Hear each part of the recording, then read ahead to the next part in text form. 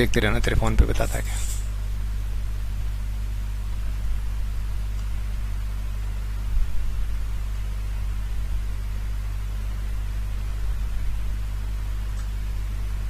आ गए।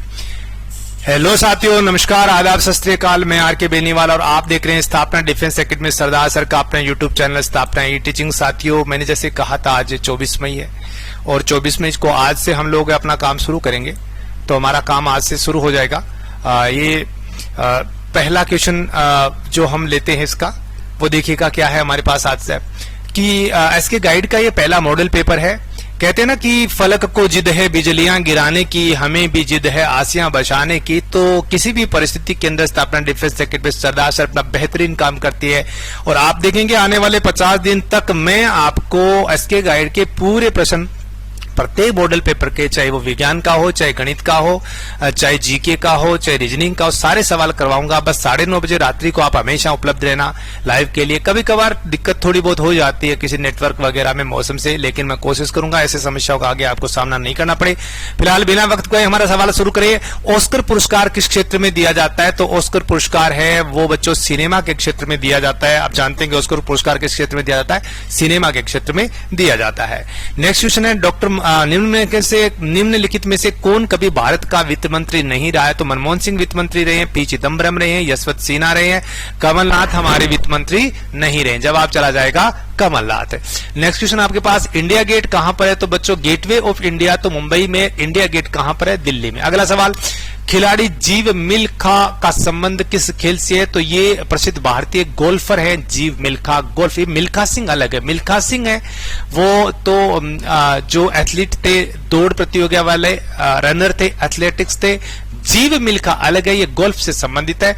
और ये सवाल है कि कौन सी भाषा केरल में बोली जाती है? तो मलयालम भाषा केरल में बोली जाती है। बच्चों याद रखना, मलयालम भाषा केरल में बोली जाती है, कर्नाटक में बोली जाती है, तेलुगु भाषा तमिलनाडु में बोली जाती है। तो इस प्रकार यहां पर ये हो गया। नेक्स्ट क्वेश्चन आता है हमारे पास, देखिएगा 2020 से ओलंपिक खेलों का आयोजन कहां किया गया? तो ये जापान की राजधानी टोक्यो में किया गया था। 2024 का फ्रांस पेरिस में होने वाला है। भारत में किस राज्य की उच्चतम साक्षरता दर है? तो बच्चों सबसे ज्यादा साक्षरता वाला राज्य केरल ही है, वहीं पर लिंगानुपात सबसे ज्यादा है। तो उच्चतम साक्षरता कहां पर रहेगी?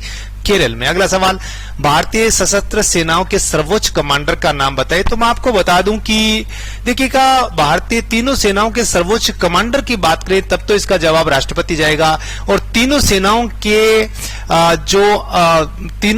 के जो अधिकारी होते हैं उनका चीफ कौन होता है? तीनों सेनाओं के अध्यक्षों का चीफ कौन होता है? तब आप सीडीएस कहेंगे। तीनों सेनाओं के अध्यक्षों का चीफ, सेनाओं के स्टाफ का चीफ तो हो जाता है सीडीएस। और सर्वोच्च कमांडर की बात करें तो जवाब चाहेगा राष्ट्रपति। अंतरिक्ष में जाने वाले, अभी कई बच्चे सोचते हैं कि भाई भारतीय सर्वोच्च सेनाओं का कमांडर अभी तक राष्ट्रपति था, अब सीडीएस हो गया। नहीं, सीडीएस का अलग कार्य है, वर्तमान में कोई सीडीएस नहीं है भारत का। और विपिन रावत भारत के पहले सीडीएस थे। CDS chief of defence staff है, भारतीय सेना अध्यक्षों का अध्यक्ष है। ये भारतीय सेना के टोटल स्टाफ का अध्यक्ष है। जबकि कमांडर की बात करें तो भारत का राष्ट्रपति रहेगा। भारत में अभी भी शौर्य पुरस्कार राष्ट्रपति देता जाता है। युद्ध की घोषणा करना, शांति की घोषणा करना, ये सारे काम राष्ट्रपति के ही हैं। अगला सवाल, अंतरिक्ष में जाने वाले प्रथम भारतीय का नाम बताइए। तो ये है राकेश शर्मा। अंतरिक्ष में जाने वाले प्रथम भारतीय का क्या नाम बच्चों? राकेश शर्मा 1984 में अंतरिक्ष में गए थे। ये सवाल आपका हो गया। भारत के गृह मंत्री का नाम बताइए। तो राजनाथ सिंह पहले गृह मंत्री थे। वर्तमान में हमारे गृह मंत्री इनमें से कोई नहीं है। वर्तमान में हमारा गृह मंत्री अमित शाह। भारत के गृह मंत्री का नाम बताइए। तो आप क्या कहेंगे? भारत के गृह मंत्री का क्या नाम है बच्चों? अमित शाह नाम है, याद रखेंगे। इसके साथ ही 10 नंबर सवाल हमारे कंप्लीट हुए। हम लोग अब 11 नंबर सवाल की ओर बढ़ते हैं। अमरकंटक से किस नदी का उद्गम होता है? तो आपको बता दूं मध्य प्रदेश और छत्तीसगढ़ की सीमा पर ये जो अमरकंटक पहाड़ी है, यहां से नर्मदा नदी निकलती है। भारत और चीन को कौन सी रेखा विभाजन करती है? तो देखिएगा ये डूडन रेखा तो भारत और अफगानिस्तान के बीच में, भारत के पीओके और अफगानिस्तान के बीच में ये है मैकमोहन रेखा जो भारत और चीन के मध्य से गुजरती है। अगला सवाल है, भारत में लौह पुरुष के नाम से किसे जाना जाता है? तो बच्चों भारत में लौह पुरुष के नाम से वल्लभ भाई पटेल को जाना जाता है। आप जानते हैं जो भारत के प्रथम गृह मंत्री हुआ करते थे। और विक्टोरिया मेमोरियल हॉल कहां पर है? इसका जवाब जाएगा कलकत्ता। ब्रिटेन की महारानी विक्टोरिया की याद में विक्टोरिया मेमोरियल हॉल बनाया गया। 14 नंबर सवाल कंप्लीट हुआ बच्चों। उसके साथ ही 15 नंबर सवाल, भारत में चाय का सबसे बड़ा उत्पादक कौन है? तो बच्चों चाय का सबसे बड़ा उत्पादक निश्चित बात है आसाम, असम की बात की जाती है। इसके साथ ही जीके के हमारे 15 क्वेश्चन हमारे कंप्लीट हो गए। अब हमारा विज्ञान का मामला आता है, यहां से शुरुआत होती है। 32 डिग्री फ़ारेनहाइट बराबर कितने डिग्री सेल्सियस? तो मैं आपको बता दूं कि बच्चों 32 डिग्री फ़ारेनहाइट बराबर ये होता है 0 डिग्री सेल्सियस होता है, और इसे आप लोग क्या कहते हैं? 273 केल्विन भी कहते हैं। तो 32 डिग्री फ़ारेनहाइट को हम लोग क्या कहेंगे? 0 डिग्री सेल्सियस कहेंगे। 32 डिग्री फ़ारेनहाइट है, 0 डिग्री सेल्सियस होता है, या आपको 273 क्या होता है? ये आपका केल्विन होता है, याद रखना आपको। नेक्स्ट क्वेश्चन हमारे पास, हड्डी कौन सी हड्डी मानव के टांग में पाई जाती है? तो फीमर हड्डी टांग की है, रेडियस है, अल्ना है, ह्यूमरस है। ये हमारे कहां की होती है? हाथ की होती है। तो इसका जवाब जाएगा फीमर हड्डी। इस प्रकार हमारा 17 नंबर सवाल कंप्लीट हुआ बच्चों। हम लोग 18 नंबर सवाल, पौधों की पत्तियों किसके कारण हरी होती है? तो पौधों की पत्तियों में हरित लवक या क्लोरोप्लास्ट होता है। हरित लवक को अंग्रेजी में क्या कहते हैं? क्लोरोप्लास्ट। और इस हरित लवक या क्लोरोप्लास्ट के अंदर बच्चों होता है पर्णहरित या क्लोरोफिल। इसके अंदर क्या होता है? पर्णहरित, या फिर इसके अंदर क्या होता है? क्लोरोफिल होता है। तो पौधों की पत्तियों का रंग किसके कारण हरा होता है? ये हरित लवक के कारण होता है। और हरित लवक को क्लोरोप्लास्ट कहते हैं। हरित लवक के अंदर पर्णहरित होता है या क्लोरोफिल होता है। तो 18 नंबर सवाल का जवाब चला गया हरित लवक है। ओके, इसके साथ ही हम लोग 19 नंबर सवाल की ओर बढ़ते हैं बच्चों। निम्न में से कौन सा ऊर्जा का एक्स भंडार है? तो बच्चों ऊर्जा के एक्स भंडार की यदि हम बात करते हैं तो कौन सा है का ऊर्जा का एक्स भंडार? तो इसका जवाब क्या जाएगा आपके पास है? वो ये है हवा। ऊर्जा का एक्स भंडार देखिएगा, कोयला है, पेट्रोलियम है, प्राकृतिक गैस है, ये जमीन से निकाली जाती है, ये कभी न कभी खत्म हो जाएंगी। हवा से आप कितनी भी ऊर्जा बना सकते हैं। हवा है, सूर्य की रोशनी है, ये एक्स भंडार में लेते हैं। मछलियां किसके द्वारा शोषण करती है बच्चों? तो आपको जानते हैं कि मछलियां पानी में रहती है, पानी में घुली हुई ऑक्सीजन का प्रयोग करती है, इसलिए उनका जवाब क्या चला गया? गलफड़े या गिल्स। अब कैल्शियम हाइड्रोक्साइड का रासायनिक सूत्र बताइए। तो मैं बताता हूं, कैल्शियम हाइड्रोक्साइड को भूजा हुआ चूना कहते हैं, जिसका रासायनिक सूत्र होता है CaOH का होल ट्वाइस। ये CaO कैल्शियम ऑक्साइड होता है, ये बिना भूजा चूना होता है। जब इसकी पानी से क्रिया करवा दी जाती है तो फिर आपके पास क्या बन जाता है? ये कैल्शियम हाइड्रोक्साइड बन जाता है। चंद्रमा पर व्यक्ति का भार क्या होगा? तो देखिएगा, चंद्रमा पर गुरुत्वाकर्षण धरती के गुरुत्वाकर्षण का 1/6 होता है, तो व्यक्ति का भार भी 1/6 हो जाएगा, यानी कि भार उसका घट जाएगा। लोहे का रासायनिक नाम क्या है? तो लोहे को फेरम कहा जाता है, लैटिन भाषा में Fe प्रतीक है। इसे यहाँ एक प्रकार से प्रतीक पूछा गया लोहे का, वो है Fe। ये हमारे पास 23 नंबर सवाल कंप्लीट हुए। एक 24 नंबर सवाल है, थोड़ा दिख रहा है कि समुद्र की सतह पर वायुमंडलीय दाब सर्वाधिक होता है। निश्चित बात है, समुद्र सतह से ऊपर उठने पर वायुमंडलीय दाब पर क्या प्रभाव पड़ेगा? तो जैसे जैसे समुद्र की सतह के हम ऊपर उठेंगे वायुमंडल का दाब कम हो जाएगा, पहाड़ों पर वायुमंडल का दाब और भी कम हो जाएगा। इसी कारण पहाड़ों पर खाना देर से पकते हैं। ये सवाल आप करते होंगे। 24 नंबर सवाल हमारा कंप्लीट हुआ। आइए, निम्न में से कौन सा विद्युत का सुचालक? तो बच्चों कांच है, कागज, रबर विद्युत के कुचालक हैं। ये तांबा विद्युत का सुचालक है। सबसे अच्छा सुचालक तो चांदी होता है, चांदी के बाद 2 नंबर पे तांबा। जब धातु को गर्म करते हैं तो धातु के घनत्व पर क्या प्रभाव पड़ता है? सामान्यतः जब किसी धातु को गर्म करते हैं बच्चों, तो धातु फैलती है। तो फैलने का मतलब उसका घनत्व क्या हो जाएगा? कम हो जाएगा। ओके, घटता है। अगला सवाल है, रबर की उत्पत्ति कहां से होती है? तो प्राकृतिक रबर होता है, वो रबर के पेड़ों से प्राप्त किया जाता है। रबर के पेड़ का जो रस होता है लेटेक्स, उसी से प्राकृतिक रबर प्राप्त किया जाता है। तो रबर की उत्पत्ति पेड़ से ही कहेंगे। कंपास की सुई है, उसका एक जो ये ऊपर का भाग है वो सदैव किस ओर दिखाता है? उत्तर की ओर दिखाता है। कंपास की सुई में मैग्नेटिक है, चुंबक है, और चुंबक की सुई है, यहाँ पर चुंबक है इसमें, और इसका एक सिरा सदैव क्या दिखाएगा? उत्तर की ओर। पेनिसिलिन की खोज किसने की थी? तो बता दूं, दुनिया की पहली एंटीबायोटिक दवाई थी पेनिसिलिन, जिसकी खोज अलेक्जेंडर फ्लेमिंग ने की। इसी के साथ 29 नंबर सवाल कंप्लीट हो गया। और अगला सवाल है, बॉक्साइट किस धातु का अयस्क है? तो बच्चों बॉक्साइट तो एल्यूमिनियम का अयस्क है, Al2O3। बॉक्साइट का सूत्र क्या होता है? Al2O3 होता है, साथ में 2H2O पानी होता है। तो बॉक्साइट किसका है? ये एल्यूमिनियम का है। बॉक्साइट है, क्रायोलाइट है, ये एल्यूमिनियम के अयस्क होते हैं। इसके साथ ही 30 नंबर सवाल हमारे कंप्लीट हुए। अगला सवाल बढ़ते हम लोग। अब आपके पास रीजनिंग का सवाल आ गया। अगला पद बताइए। तो देखिए 12 3 माइनस है, तो 12 में से आपने 9 कम कर दिए तो कितने बच के?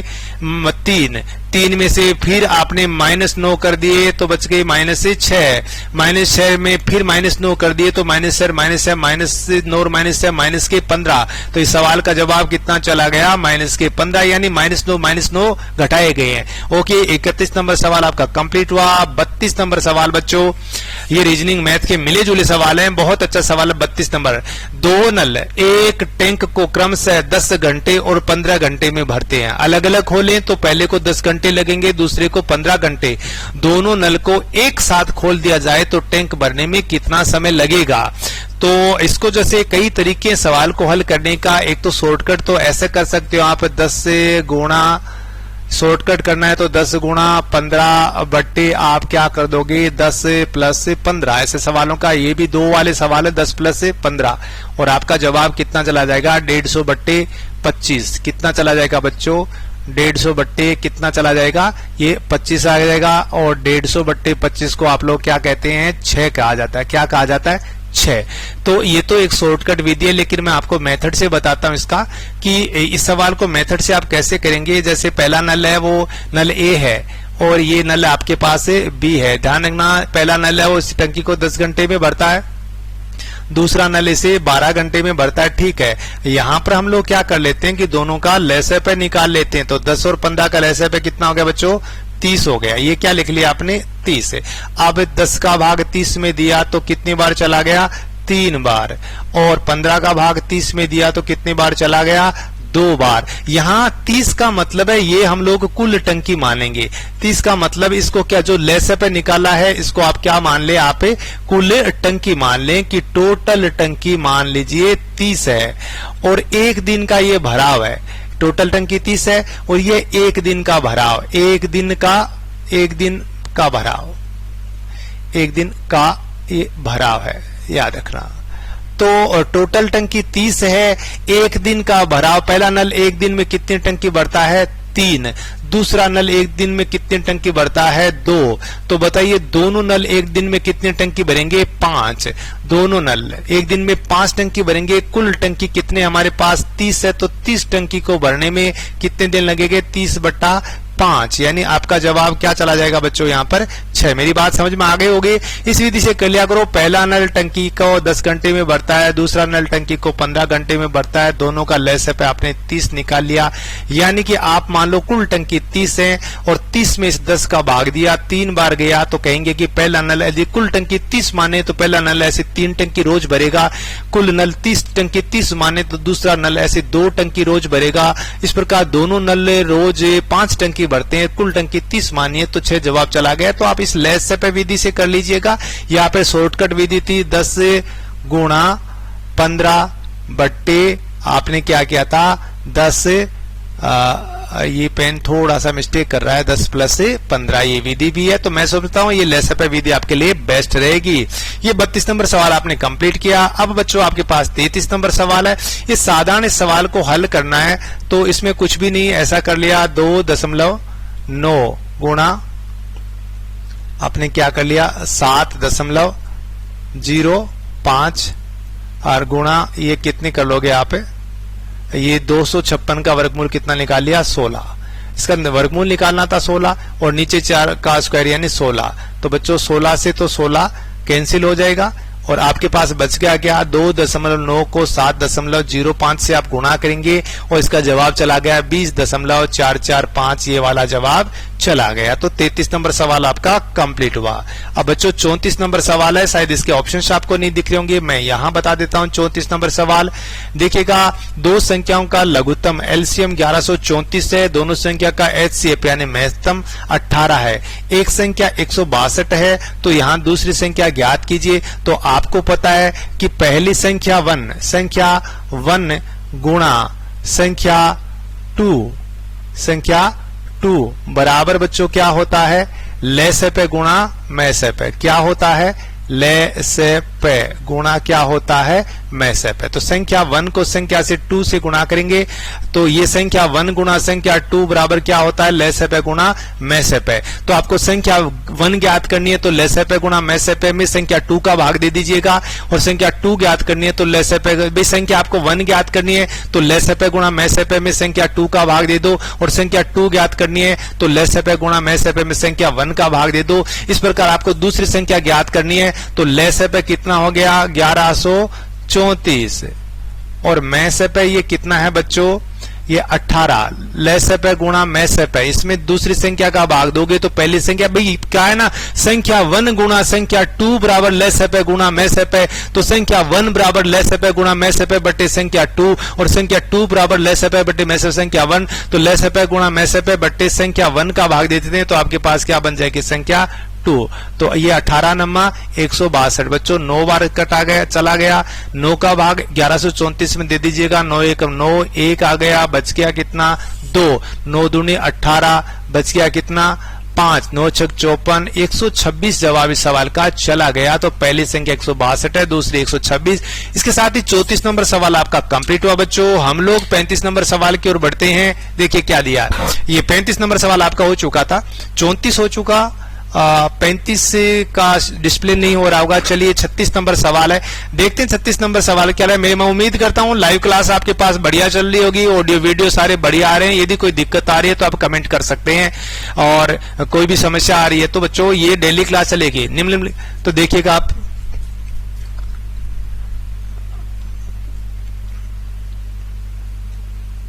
चलो मैं चलने दो, क्लास चलने दो, पूरा होने तो देखते हैं क्या है। निम्नलिखित भिन्न का शुद्धतम अंकीय मान चुनिए। तो देखिएगा 2/3 है, इसको आप लोग क्या कहेंगे 0.66666 ये जाएगा, अनंत तक जाएगा, और इसका जो इसको लिखने का तरीका क्या हो गया 0.6 की बार। तो यही इसका जवाब रह गया, 0.6 बार इस सवाल का जवाब रह गया आपके पास।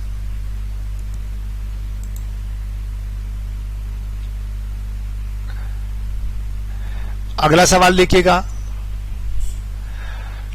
नेक्स्ट क्वेश्चन है हमारे पास बच्चों, किसी वस्तु को रुपए 140 में खरीदकर 160 में बेचा गया तो प्रतिशत लाभ। तो ये तो बच्चों इसका क्रय मूल्य है, और ये क्या है इसका विक्रय मूल्य, और आपको चाहिए प्रतिशत लाभ।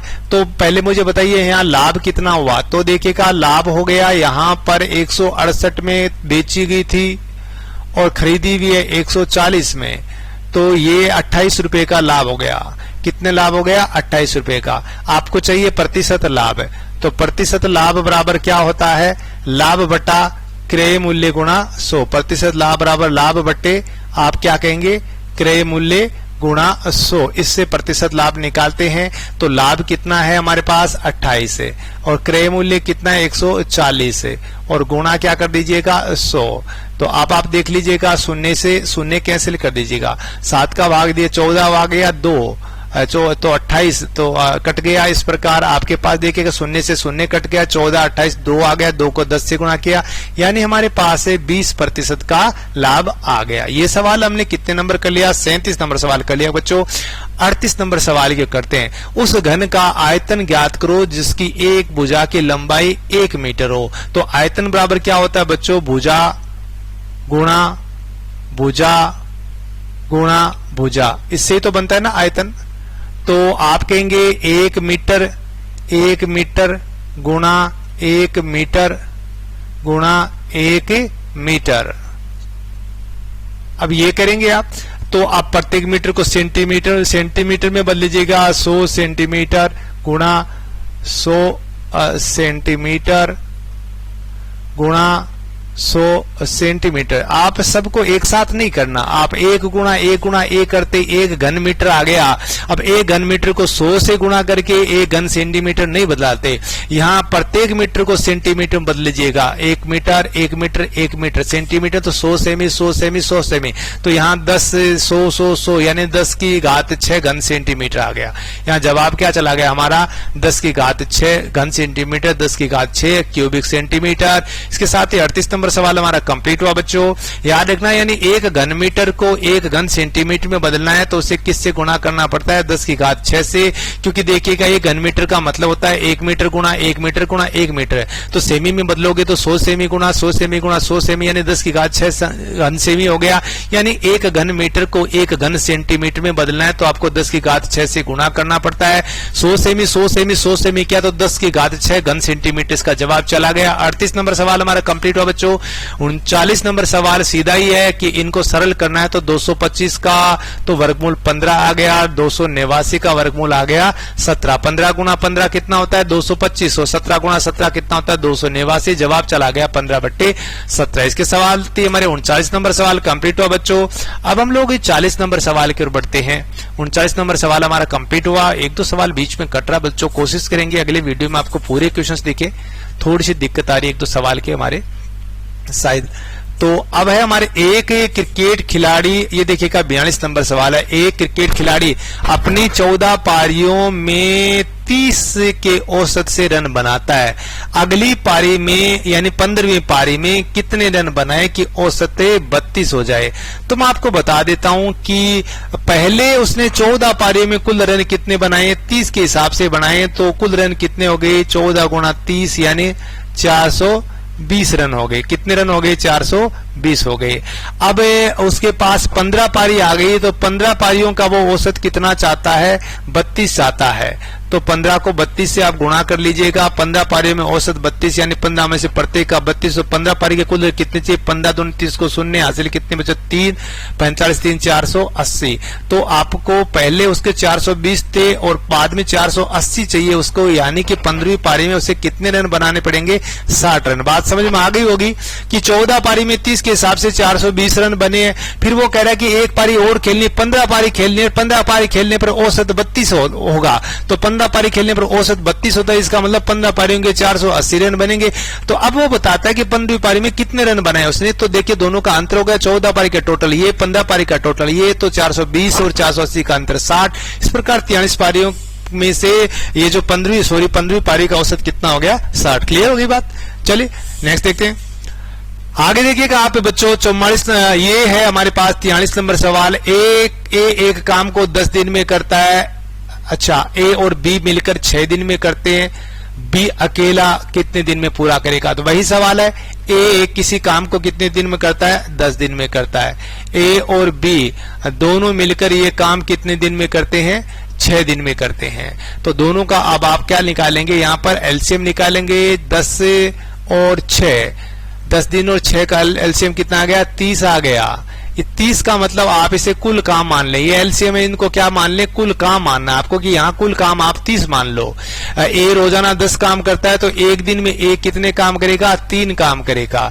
ए भी दोनों रोजाना 6 काम करते हैं तो एक दिन में ये कितने काम करते हैं? ये एक दिन ये 6 के हिसाब से 6 का भाग दो, इनका एक दिन का काम कितना हो गया? 5। ध्यान दें, ए किसी काम को 10 दिन में करता है, ए भी दोनों 6 दिन में करते हैं। ए और बी दोनों का एलसीएम 30 निकाला, 30 को आप कुल काम मान लीजिएगा, इसे 30 में से 10 का भाग दीजिएगा 30, तो ए के एक दिन के काम 3 हो गए। ए बी 6 है और एलसीएम 6 का भाग 30 में दे 5, ए और बी दोनों के एक दिन के काम हो गए 5। तो अब बी का एक दिन का काम कितना हो गया? दोनों एक दिन में 5 काम करते हैं, ए अकेला 3 काम करता है, तो बी अकेला एक दिन में कितना काम करता है? 2 काम करता है। तो बी अकेला एक दिन में 2 काम करता है। इस हिसाब से 30 काम करने में उसे कितने दिन लगेंगे बच्चों? 15 दिन लगेंगे। तो इस सवाल का जवाब चला जाएगा 15, यानी 30 काम टोटल मानने थे। बी के अकेला रोजाना 2 काम करता है तो बी को कितने दिन लगेंगे? 15 दिन लगते हैं। उम्मीद करता हूं ये सवाल आपके समझ में आ गया। इस प्रकार 43 नंबर सवाल का जवाब हमारे पास कितना चला गया? ए। अब इस संख्या को आपको सरल करना है। निम्नलिखित संख्या को सरल कीजिए। तो आप जो भी है सारी चीजें देखिएगा, इन सब को किससे गुणा हो रहा है? 0 से गुणा होना है। तो किसी भी संख्या को जब 0 से गुणा होता है तो जवाब कितना चला जाएगा? 0 चला जाएगा। 44 नंबर सवाल हमारा कंप्लीट हुआ बच्चों। 45 नंबर सवाल की ओर बढ़ते हम लोग। क्या हो रहा है 45 नंबर सवाल में? देखते हैं हमारे पास 45 नंबर सवाल क्या है। तो 45 नंबर सवाल की ओर बढ़ते हम लोग आगे। अब स्ट्रीमिंग हमारी ठीक ठाक चल रही है बच्चों। उम्मीद करता हूं स्ट्रीमिंग सही चल रही होगी और आपको अच्छा वीडियो देखने को मिल रहा है। स्ट्रीमिंग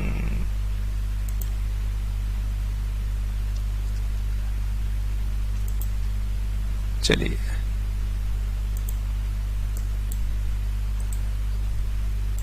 अगला सवाल कितने नंबर करना है हमें?